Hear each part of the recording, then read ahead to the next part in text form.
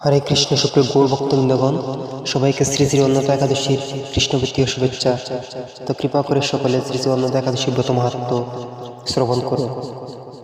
এই ভাদ্রবতী কৃষ্ণপক্ষিয়া অন্নদা একাদশীর মাহাত্ম্য ব্রহ্মবৈবর্ত পুরাণে বর্ণনা করা হয়েছে। মহারাজ যুধিষ্ঠির বললেন, হে কৃষ্ণ, ভাদ্র মাসে কৃষ্ণপক্ষের একাদশীর নাম কি তা শুনতে আমি অত্যন্ত আগ্রহী।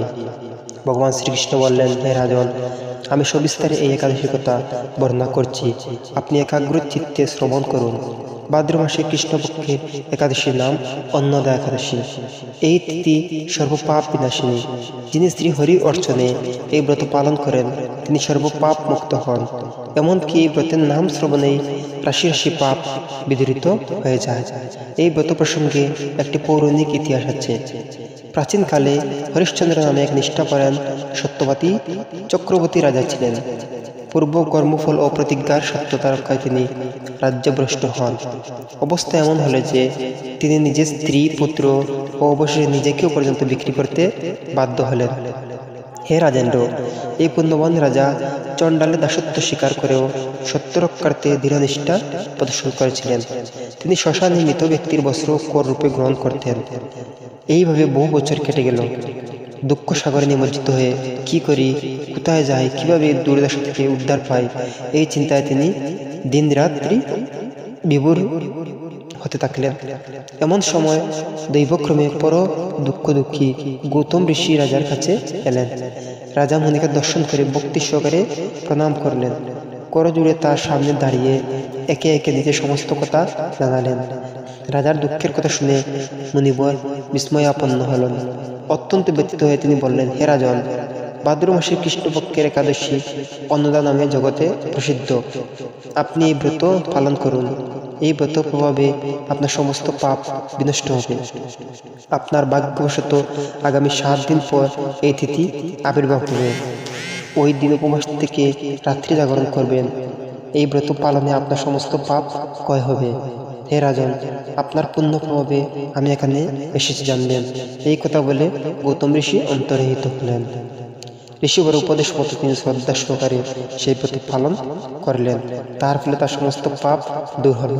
হে মহারাজ, এই ব্রতের প্রভাব শ্রবণ করুন।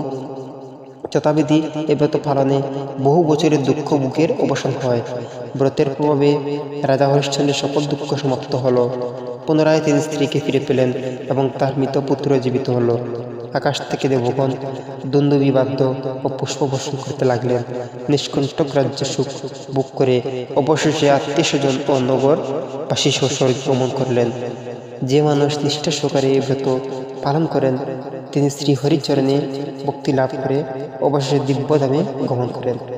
এই ব্রতের মাহাত্ম্য পাঠ ও শ্রবণে অশ্বমেধ যজ্ঞের ফল লাভ হয়। সুপ্রিয় গৌর ভক্তবৃন্দগণ, এই হলো শ্রী শ্রী অন্নদা একাদশী ব্রত মাহাত্ম্য।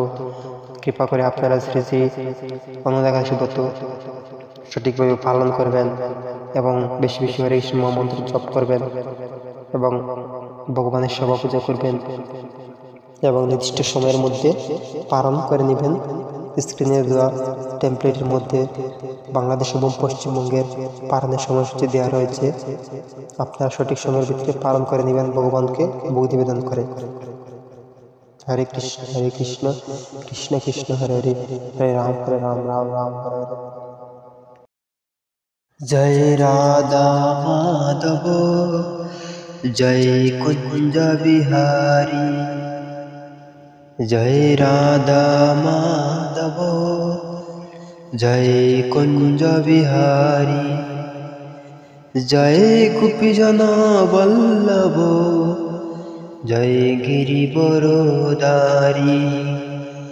জয় গোপীজন বল্লভ জয় গিরিবরদারি,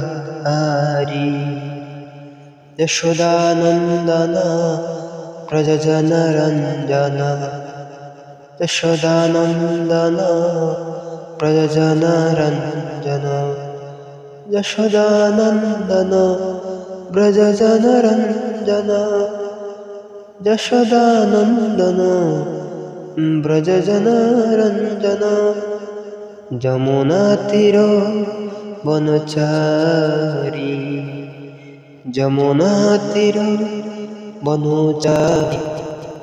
জয় রাধা মাধব জয় কুঞ্জ বিহারী, জয় রাধা মাধব জয় কুঞ্জ বিহারী। হরে